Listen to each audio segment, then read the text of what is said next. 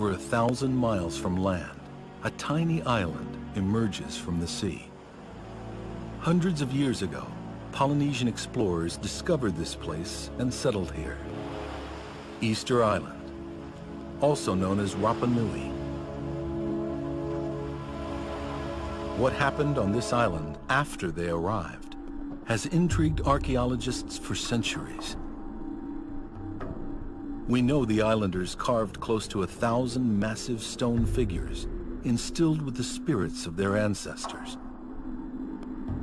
We know they moved them, possibly as far as 12 miles, and placed them on sacred platforms called ahu. But we don't know how they did it.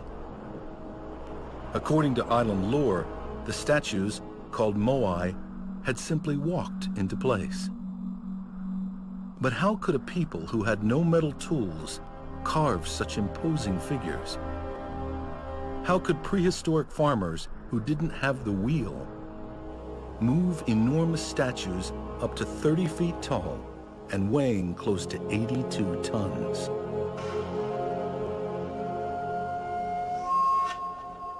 Transportation of the moai on Easter Island is perhaps one of the most important archaeological problems we have. It's the biggest mystery. Sergio Rapu was born and raised on Rapa Nui and served as governor for 6 years. Also an archaeologist, he's long championed the idea that the statues were moved in an upright position. It is to us to build hypotheses and go after looking for the attributes on the statues that allow an explanation that they were moved vertically. Archaeologists Terry Hunt and Carl Lippo are heavily influenced by Sergio Rapu's theory. The key to proving it, they hope, is inside this box. Here it is. It's a huge crane. Oh no. This is going to be sort of scary to see it come out of there. It's so enormous. Wow. I don't know if I'm going to feel better or worse when I see it because the box is big and we're going to move it with a small number of people. Holy cow. Oh my God. That is amazing. Perfect replica. You know what? This is making me feel sick to my stomach. This precise replica of a moai is the centerpiece of a simple but radical experiment being conducted in Hawaii by Lippo and Hunt. Over the next 2 days, working with a small group of volunteers, they will attempt to move this statue by walking it upright. When people ask, how did your ancestors move the statues? The answer was always, they walked. And for the Rapa Nui, that was the answer. And for the foreigners asking the question, they thought, oh, that's silly, you know, how crazy. What we're trying to do is evaluate our ideas, our ability to explain how they were moved, why the archaeological record looks like it does. So what we're going to do is tricky, and it could easily not work. And we've never done this before. Rapa Nui people had centuries to figure this out, and lots of people involved. To conduct this experiment, Lippo and Hunt will have just 2 days and 26 volunteers. The statue tradition was brought by voyagers from Polynesia to Rapa Nui. Throughout Polynesia, carved wooden and stone figures are common, but no other island can compare with the size or number of statues found here. According to oral tradition, the moai were carved to represent the spirit of the islanders' ancestors. The statues are the living face of our ancestors. In order to look living, you have to put the inlaid eyes on the statues. Some statues are topped with a red stone hat or a top knot, called a pukao. The moai were cut from volcanic tuff, a porous stone made from compressed ash. Almost all of them were carved here at Rano Waraku, a massive quarry inside one of the island's 3 extinct volcanoes. Littered around the site are statues in various stages of completion, some still emerging from the rock. The most common way of carving the moai here is to carve around the face and the body, like awakening the statues from the rocks. To do this, carvers used very dense stone tools made of basalt like this one, used by modern-day carver Umi Kai in Hawaii. What we're trying to do is just cut a design that we want to follow into the tuff. Umi Kai is using a replica of the same ancient tool called a toki to carve a small version of a moai eye socket into volcanic tuff. If I was to do this with a modern tool, it'd probably take maybe 45 minutes to an hour. This will take maybe a whole day to 2 days. It probably takes a team of 12 people a year to produce a moai of this size. Once the moai is completely carved, the back will be still attached to the mother rock with a keel. Eventually that keel will be perforated and some loose rock will be added under the back of the moai so it remains floated as they cut off and release it from the mother rock. After they finish carving, they slide it down, raise it at the foot of the hill, then they finish carving the back. At this stage, the moai was ready to be moved to a sacred platform called an ahu, known to be a place of religious ritual. There have been lots of speculation about how the statues were moved, from crazy theories if they were shot out of the volcano to aliens moved them. But in modern research, there's been a whole family of ideas about using contraptions, using palm logs for tripods or sleds or rollers. According to several of these theories, the islanders used logs to move the moai. When University of California archaeologist Joanne Van Tilburg tried using a wooden sled to move a moai along wooden rails. It's similar to a traditional method Polynesians used to move canoes out of the water. Ultimately, the experiment worked, and it gained wide acceptance. But not everyone believes the log theory. The problem with these series is that they have not drawn on the evidence that we see on the moai, the statues themselves, on the roads. As they investigated the statues and the roads, they began to accumulate clues that they think will tell a different story. Building on another researcher's data and using satellite imagery, Hunt and Lippo have surveyed almost 20 miles of ancient roads. There are several roads that begin at the statue quarry at Raraku and go along the south coast. Some go north, some go across the center of the island. These roads were used to move moai to every corner of the island. They think the network of roads may have been even larger, but the degraded road beds can be hard to find with the naked eye. So they're testing a drone equipped with a camera that will give them more precise observations. 3, 2, 1, go. Wow. We have satellite images coverage for the entire island, and we can see certain kinds of features. This gives us a way of integrating that at a level where we get incredible detail. The drone may help identify new roads, which can then be ground-truthed with modern surveying equipment. Hunt and Lippo believe a crucial clue to how the statues were moved may lie in the slope of the roads, which they have measured, confirming the results of an earlier team. We found that the roads generally have a maximum of a 3-degree rise as they go uphill, and then a maximum of about 6 degrees when they go downhill. The island is fairly hilly, and the inhabitants understood that to move the statues, the roads would have to be leveled so that they had a consistent and fairly gentle grade. But how did they move them? To find out, Hunt and Lippo studied more than 50 statues that fell, apparently while being moved. We noticed that the statues that were headed uphill away from the quarry had fallen on their back most frequently. We also found that when statues were heading downhill, they'd fallen on their face. Statues on flat ground were kind of 50-50, and we could see that there was a pattern here. We tested it statistically and realized that we had very clear indications that the statues were moved in a standing position. There was really no other way to explain that.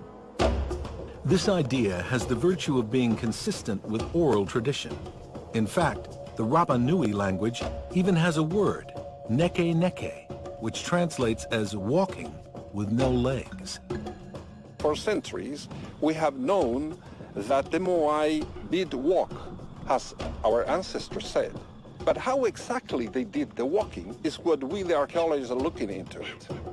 In fact, others have tried to move them vertically, including Thor Heyerdahl and a Czech engineer named Pavel Pavel. This is the statue that Pavel Pavel tried to move in 1986 with his experiments, moving the statues in an upright position. By shuffling it across the surface, there was a lot of friction on the base. And as he did it, in fact, there was damage done to the base that removed material right down from the bottom here. We saw this can't really be quite right because the shuffling and the grinding isn't consistent with what we saw in the statue. So on the one hand, we were like, yes, they're moving standing up, but not exactly that way. To figure out a less destructive way to move them, they built on observations first made by Sergio Rapu, identifying differences between statues that made it to the platform and those that fell on the way. On the more than 50 fallen statues they analyzed, what researchers called road moai, the eyes hadn't been carved yet. They were left as sharp-angled slots. According to Hunt and Lippo's measurements, road moai were chunkier. Their bases were bigger. Their centers of gravity were lower, kind of like a bowling pin. Most of the road moai had a D-shaped base, and the base was angled so the statue leaned forward. These were key features to Lippo and Hunt. The statues were rolled across the front edge. And that front edge has a characteristic shape, especially as the statues get larger, that allowed that to happen. The statues that made it to the Ahu platform show the difference. The eyes had been carved, their sides had been trimmed, and their center of gravity shifted back and up. They'd been cut so that their bases were no longer angled, but flat. They leaned forward, but not as far as road moai. They stood more upright, and they'd lost a little weight. Based on all these differences, the difficulties faced by the Czech engineer Pavel are understandable. Pavel was using a statue that had already been reshaped for a platform. The eyes had already been carved. It didn't lean as far forward, and its sides had been trimmed. Ultimately, the evidence for how the statues were moved can be found on the statues themselves. They were engineered to move, and the details of the statues are telling us about transport. But the only way to show that the statues could walk is to test the theory. To do that, they need to make a replica moai, the most precise replica ever made. They collect data embedded in thousands of photos of two fallen moai, one that fell on its back and the other on its front, and enter it into a 3D modeling software. Industrial designer Max Beach then translates the measurements into data, which is used to make a mold for the statue. Their photos depict an 18-foot-tall, 19-ton moai. Because of safety concerns and cost, they scale the replica down. Their statue will be 10 feet tall and weigh 5 tons, about the average of nearly 1,000 moai on the island. Hunt and Lippo nicknamed the statue Hotu Iti as a tribute to Easter Island's legendary first ruler. Max Beach is also creating an animation showing how Hotu Iti might move. Carl and I started with a small-scale model to move it around on a table to get an idea of how would this thing walk back and forth. We felt that there was some challenges with scaling this up, so we built a 5-foot model out of wood that would allow us to see what some of the dynamics involved are as this model scaled up. While this contraption doesn't look like a moai, the same principles of design and physics are still in play, like an accurate center of gravity and the rounded forward edge. It has enough of the features that gives us a sense when we pull it that it's going to behave something like what we expect with the large statue. You need to get it up high enough so that it starts to fall. You're kind of pulling on its side, but you're also pulling it so that it wants to rotate. Bringing that center of gravity back over okay. That's the point, that the coordination is key. Yeah. There we go. That was a good step there. Good, yeah, beautiful. In addition to understanding the physics of how the statue should move, Figuring out where to tie the ropes is going to be critical in making the experiment with the larger replica moai a success. The trick is to pull it in the right direction with the right force at the right time, that it rocks forward on the forward edge, which has that rounded, that D shape. But will Hunt and Lippo's 10-foot-tall replica moai behave the same way? Whoa! Let it fall forward. We are going to stay true to the original center of gravity. Engineer James Diedish is designing the mold for Hotu Iti, paying special attention to the center of gravity and how the statue is balanced. When I apply density to this model, it calculates the exact center of gravity and is saved in this coordinate system right here in the center. This is important because if the center of gravity was off, it could alter the way that these were moved. So if the experiment is to determine that these could be moved by walking them, then the center of gravity has to be at the same height as it was originally. The mold itself is comprised of 4 layers and made in 2 halves, split down the nose. Hotu will come out of the machine with about plus or minus 30 thousandths of an inch accuracy overall. This is incredible in comparison to any other recreations that have been made that have been mostly glossed over and symmetrical. This is nearly exact of what you can find on Easter Island. After 9 hours of machining time, each half of the mold is fitted with an internal rebar structure to support the massive weight of the statue.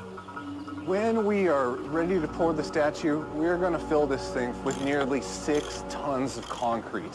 What we'll see in this truck is the new high-tech mix that we've developed specifically for the moai statue. It's lighter in weight, higher in flowability, it's more sustainable.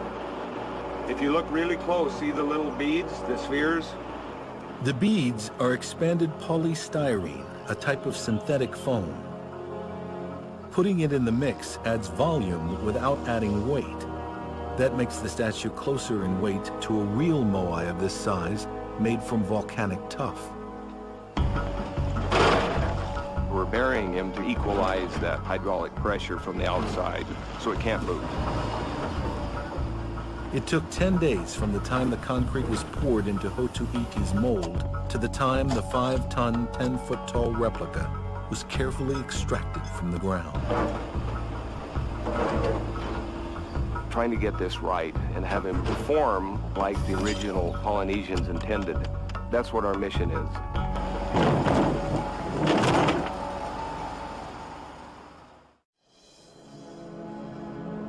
There's a lot at stake in figuring out how the statues moved because it may cast light on the island's troubled past.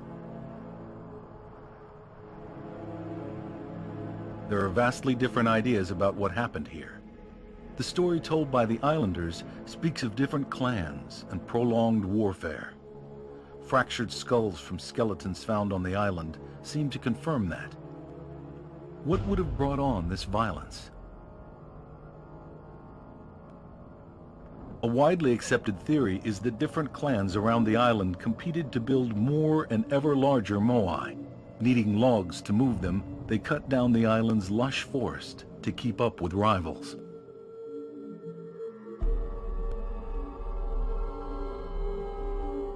As the forest disappeared and resources grew scarce, the rivalry turned violent and the society descended into chaos. Some have described this as a case of ecocide.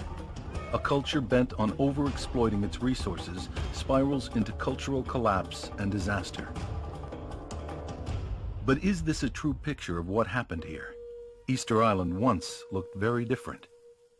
Pollen evidence shows that 25 various species of trees and shrubs once grew here, and reveals a dramatic change as the island was deforested, something pollen expert John Flenley attributes to human activity. Our pollen results were strongly indicating to us that people had destroyed the forest. In fact, it was the clearest example in the world that I had ever come across of deforestation by people.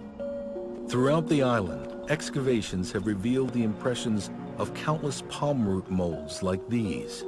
This island once had a palm forest, and one way we know that is because of the preservation of these palm roots that document that there once was a palm forest, a very extensive palm forest across the island. These lines here, these black lines, trace the paths that the roots of the palm trees once made. But some scientists believe that the trees were cut down not in a frenzy of statue building and moving, but for the simple reason that these were farmers. These people were agriculturalists. They needed to clear land. So in a sense, the forests were largely superfluous to them. It's garden land that was essential to them, not palm forests that they couldn't eat. The whole notion that it was the cutting down of these trees that led to a collapse, if you will, of Easter Island is a bit off the mark in my view. Archaeologist Pat Kirch studies human impact on island ecology. He's done a comprehensive study of the Mangareva Islands, about 1,600 miles away. After the Pitcairns, they are the nearest islands to Rapa Nui, and striking in their similarity. Both Mangareva and Easter Island were nearly deforested, and both once had large colonies of seabirds, whose guano fertilized the soil. But on both islands, people caught and ate nearly all the birds. When you eliminate those birds, you disrupt that nutrient flow. And we think that on both Easter Island and Mangareva, the elimination of large seabird populations was a key factor in the inability of the forest to regenerate. The people also slashed and burned down trees to make way for farmland, and combined with the loss of seabird fertilizer, put their forest in jeopardy. And there may be another factor. During excavations here at Anakana Beach, the site of the first settlement on Easter Island, Hunt and Lippo unearthed evidence identifying what they believe dealt a significant blow to the forest. Rats, possibly brought as accidental hitchhikers by the original voyagers from Polynesia. Hunt and Lippo believe these rats played a decisive role in the deforestation of the island. We didn't really see the full significance of that until we started to realize that rats... Of statue building and moving, but for the simple reason that these were farmers. These people were agriculturalists. They needed to clear land. So in a sense, the forests were largely superfluous to them. It's garden land that was essential to them, not palm forests that they couldn't eat. The whole notion that it was the cutting down of these trees that led to a collapse, if you will, of Easter Island is a bit off the mark in my view. Archaeologist Pat Kirch studies human impact on island ecology. He's done a comprehensive study of the Mangareva Islands, about 1,600 miles away. After the Pitcairns, they are the nearest islands to Rapa Nui, and striking in their similarity. Both Mangareva and Easter Island were nearly deforested, and both once had large colonies of seabirds, whose guano fertilized the soil. But on both islands, people caught and ate nearly all the birds. When you eliminate those birds, you disrupt that nutrient flow. And we think that on both Easter Island and Mangareva, the elimination of large seabird populations was a key factor in the inability of the forest to regenerate. The people also slashed and burned down trees to make way for farmland, and combined with the loss of seabird fertilizer, put their forest in jeopardy. And there may be another factor.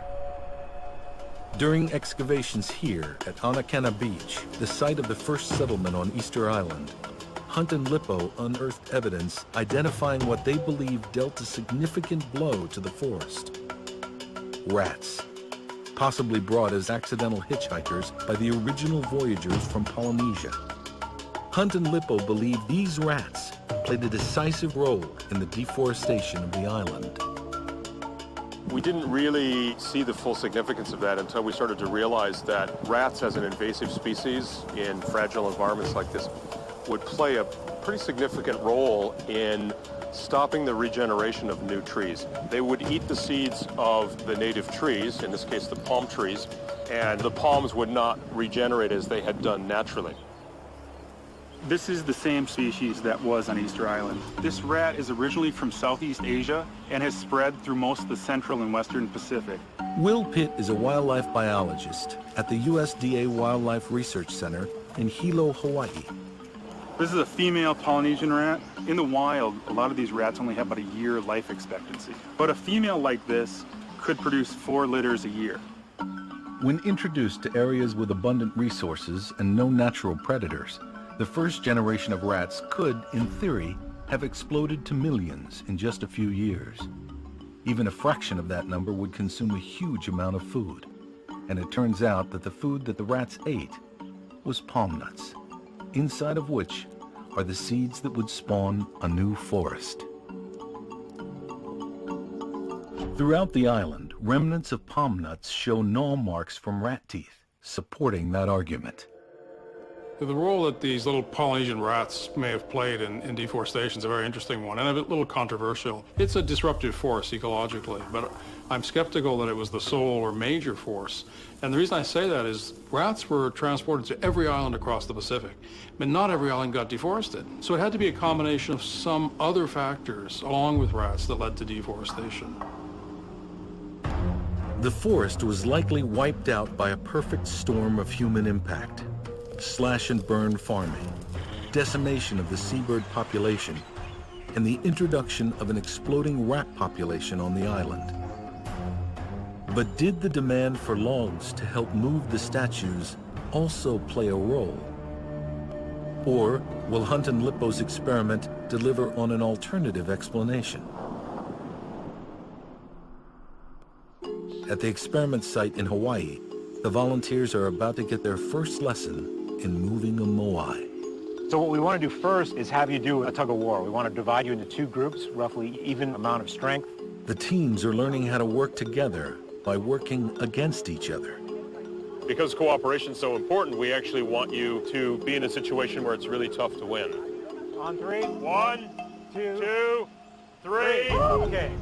Balancing the teams will be vital to balancing the moai in the actual experiment. Okay, you guys are a little too good. So no one team can overpower the other. There you go. Oh, come on, come on. I think we're balanced now. The volunteers then graduate from tug of war to balancing a 10-foot tall wooden pole. Ready? So north. Stop. This is the maximum height we would tie the rope on the statue. Give you an idea. What seems easy with a 4x4 post may not come so quickly with a 10-foot tall, 5-ton statue. That's good coordination.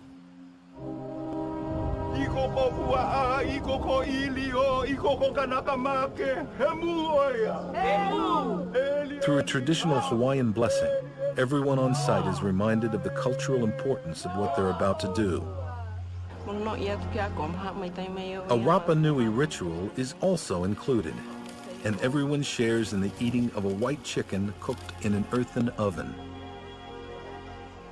The aroma released upon opening the oven is said to feed the gods. Mahalo. Mahalo, thank you. Yeah, I do worry about the base isn't sharp enough, but the fact it's got the roundedness. To maneuver the 5-ton statue, a crane operator attaches rigging to Hotu Iti's neck. Oh my God, look at those cables stretching. It's back up there. Wow. The rigging will also act as a safety measure to prevent the statue from tipping over. Well done.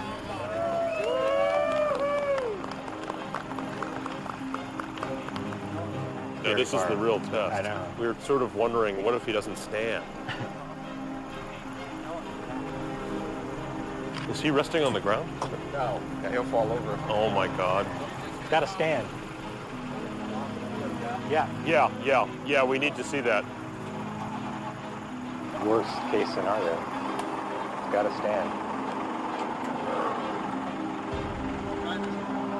It's got to stand. That's the whole key. It leans forward because that's the way it was made. Oh my God. The statue will not stand on its own. Hunt and Lippo struggle to figure out why. Well, at the moment, you can see that the way the straps is, the way it's hanging, the center of mass line here goes straight down and is in front of the base itself. What we need to do is get it back so that this strap is hanging from over here to get it behind this point there. Right now, the way it's hanging, it's just going to fall over. It's in a leaning position. Okay, what can you do? Our plan is to turn his truck around. He's got rubber bumpers on the very back of his truck. Okay. Yeah, support it like that so that we can get the straps out from behind. Okay, good. My impression is that if he doesn't stand by himself, we probably have something wrong. The ancient Rapa Nui didn't have a crane. Their statues had to stand on their own. The rigging straps are adjusted, but Hotu Iti still does not stand. At this point, I have no idea what we could do to make this work.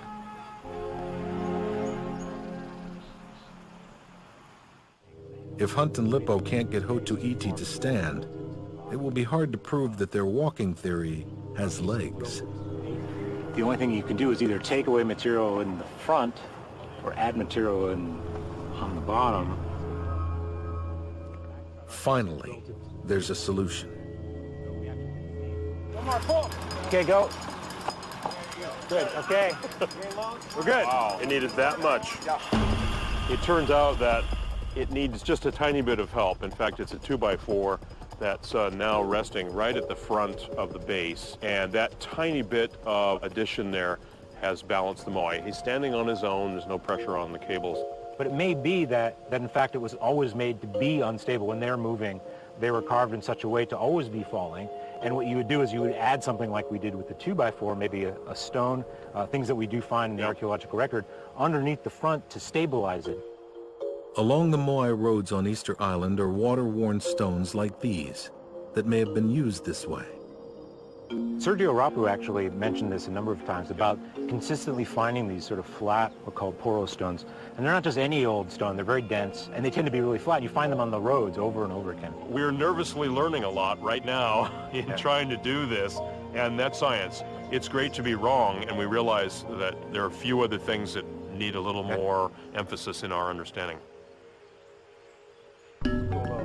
Before it's time to make the first attempt at moving the replica, the volunteers sit down to watch the training video to see how the statue should move. Related to walking. And as we talked about, the D shape is one of the keys. It's being leaned over to the side, and then it falls forward and rocks on that front edge. And I think we can do it. I think we have the force, we have the manpower. So now the question is getting the details. Before they try to move Hotu Iti, the volunteers need to make sure they can hold the statue upright. I want to figure out, like, with everybody and its height at the highest point, can we hold it back? And then Okay. How many people do we want? 10, so 5 on each side. Okay, we need 5 on each side, so 6 more people. Team leaders in the front, if it seems like you can't hold it as he releases the pressure from the crane, yell out so that we can stop and he can add more pressure, okay? Yeah, let's move the wood. Oh, wow, okay. Okay, so now he's going to release the tension, and it's going to be up to you guys to keep it from falling forward. It's going to want to fall forward. Yell out if it's too much. Coming down. Can you feel it? Is it a lot? All off. All right, You guys are holding up the statue. Okay. Now the question is going to be getting it to fall on its front edge, which I think we can do with just 2 teams. This was always our idea, is that the teams that are pulling are actually slightly behind the statue, keeping it from falling forward while rotating at the same time. With the safety rigging attached to the statue, Hunt and Lippo finally have the chance to test their walking theory. Starting out with Team A, I want you to pull. Just the harder you keep it constant, see if we can rock it a little bit. Woo! Woo! Woo! Okay, hold it. Let's see how we're gonna. I want you guys to spread out a little more so that you're holding it, but more at an angle. Does this get harder, or it's about the same? Easier? Easier at this angle. I want you to pull Team A to pull to see what happens. Pull. Okay. All right, hold. How's that? You guys exhausted? Okay. The teams continue to move farther and farther apart, simultaneously pulling and trying to twist the statue. But it's just not working. We're going to want it lower, the ropes lower on the shoulders, okay, because okay. we have no leverage up there. But it looks like it's not so hard to hold it back right now. So if it's around the neck, shoulder area, you can hold it back and probably So we'll have to try roping it. As they reach the end of the day, Hunt and Lippo have to face the reality that so far, the experiment has failed. Unless they can get back on track, their failure will cast doubt on the statue-moving theory and on their other ideas about what happened to the island's once robust and productive people. No matter how this island was deforested, without any trees, wind and salt spray damaged the already poor soil. Seabirds were gone, as both a source of food and nutrients that once increased the land's productivity. Some believe the loss of large trees meant they couldn't build canoes to leave the island.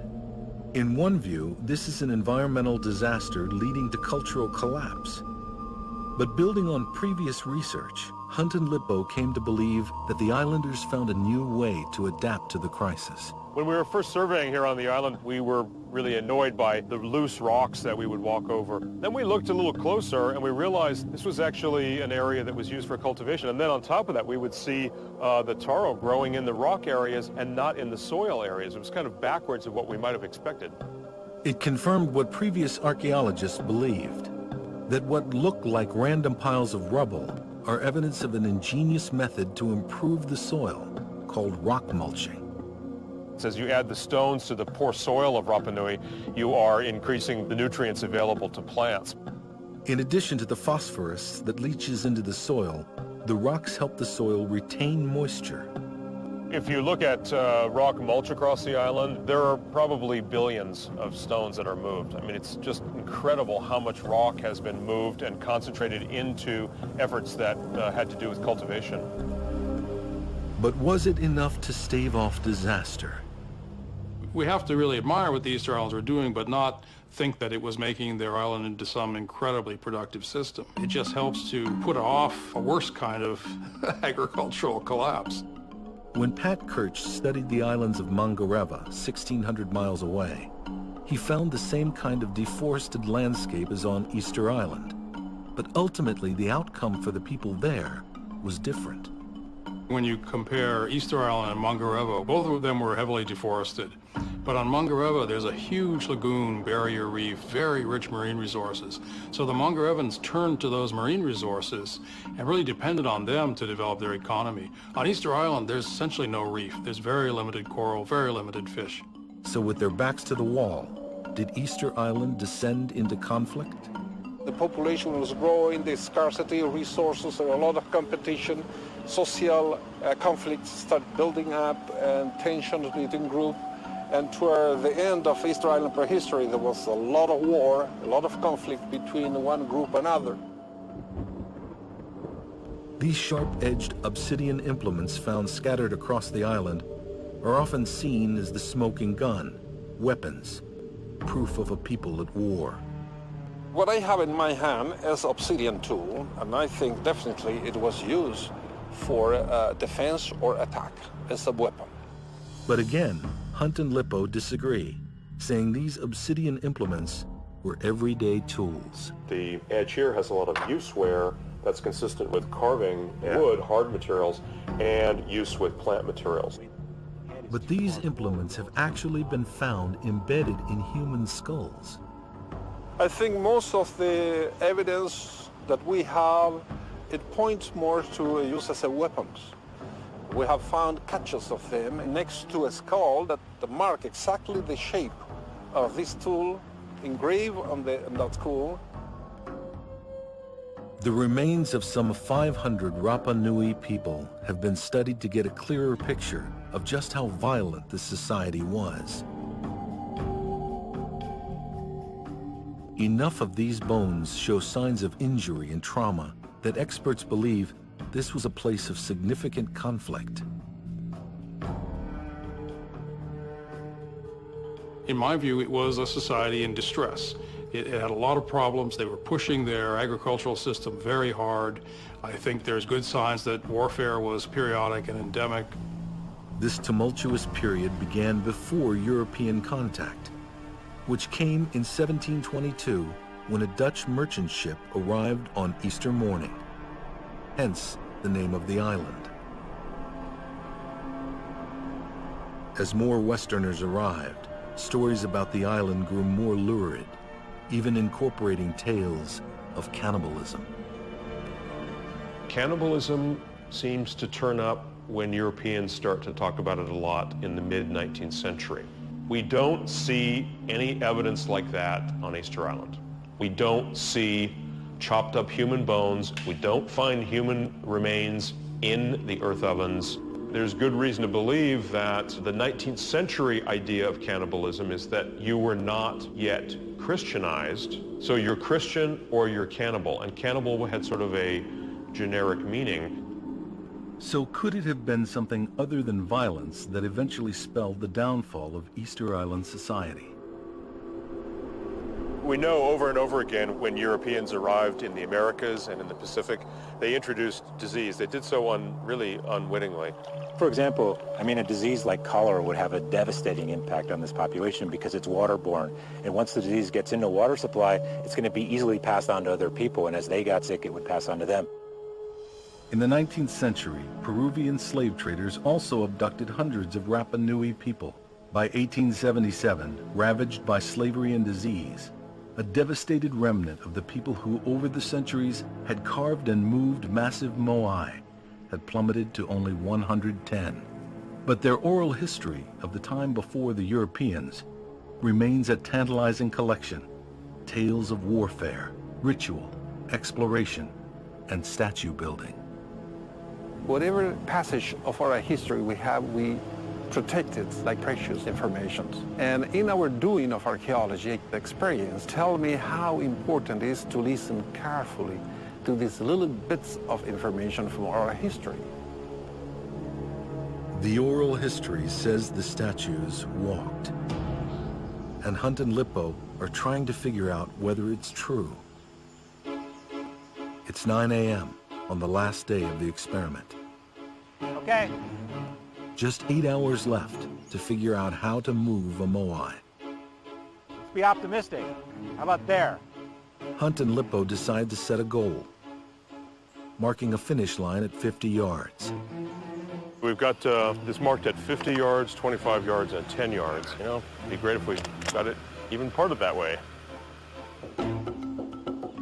What we want to do is have the knot, I think, right here. Yeah. Because we want it to pull like that. Yep. After spending the morning tying, retying, and tying the ropes again, Yep. It's 11:30 before the experiment teams make their first attempt of the day to move Hotu Iti. Until they master the motion to move the statue, the crane rigging will act as a safety. We're going to start with the two ropes and the two large teams. We've got longer ropes this time, so there's more room for you guys to pull. You guys ready over there? Yes. So we're going to let your side go forward to let it lean forward, but you guys are going to pull at the same time, right? We're going to see if we can twist it slightly. Okay. Ready, set, pull. Pull. Okay, hold. With no luck on the first attempt, the problem solving begins. Yeah, widen that up, that's good. Okay. Go.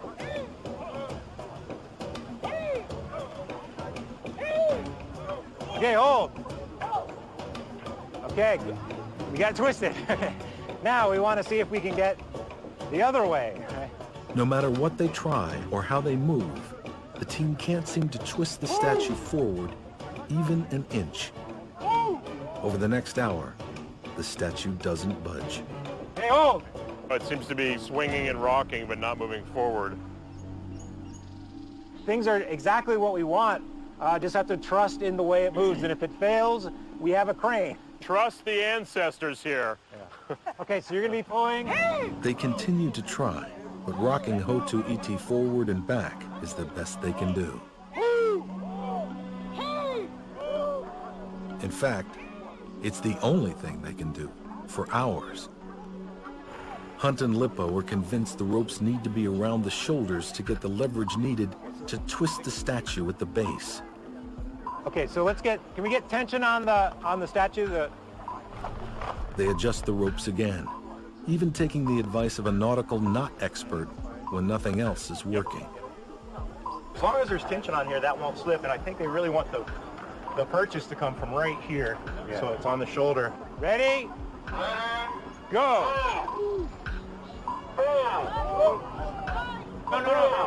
The clock keeps ticking.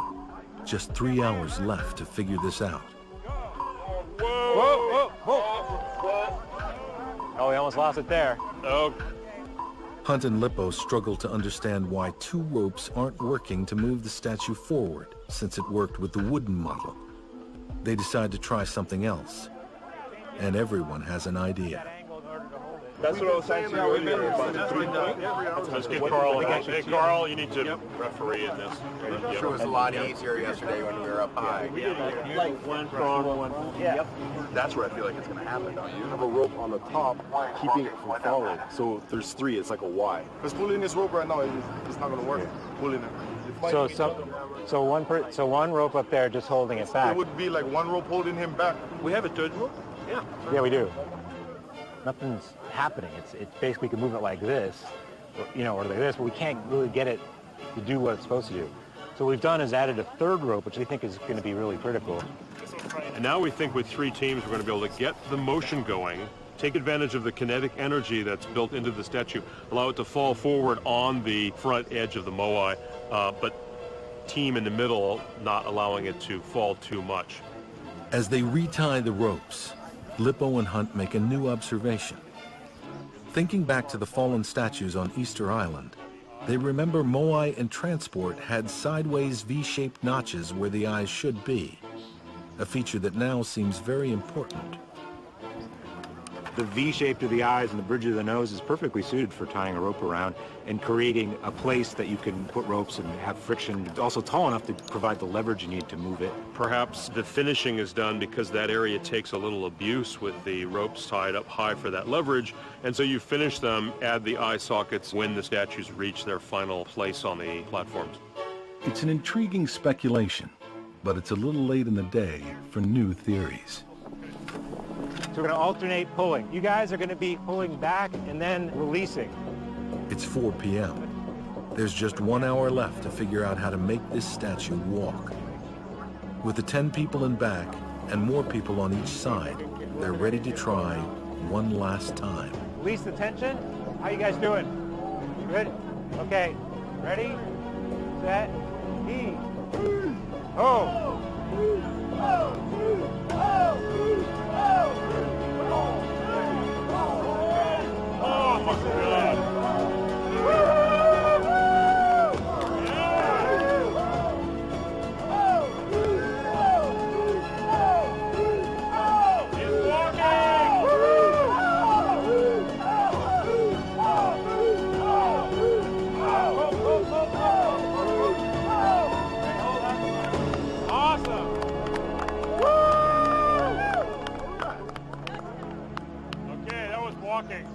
As the statue starts to move a few feet, it all starts coming together, and the safety straps come off.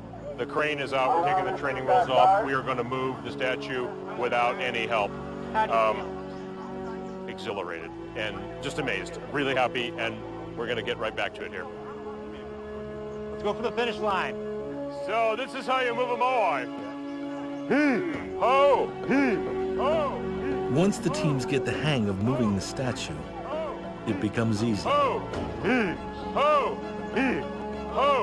Confident in their ability, they get a little overzealous.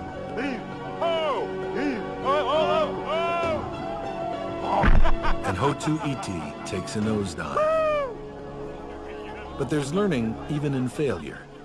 When Hotu Iti fell, he fell exactly the same way the ancient moai on Easter Island fell. Face first, at an angle, right along the road.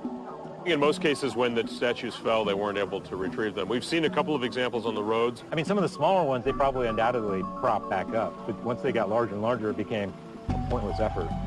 Hotu Iti fares better, thanks to modern machinery. With just minutes left in the day, Hunt and Lippo revised their goal of moving the statue 50 yards. We're going to call this point at 10 yards the goal line. And once we get there, that's going to be our finish. And we know we can move it anywhere, absolutely anywhere.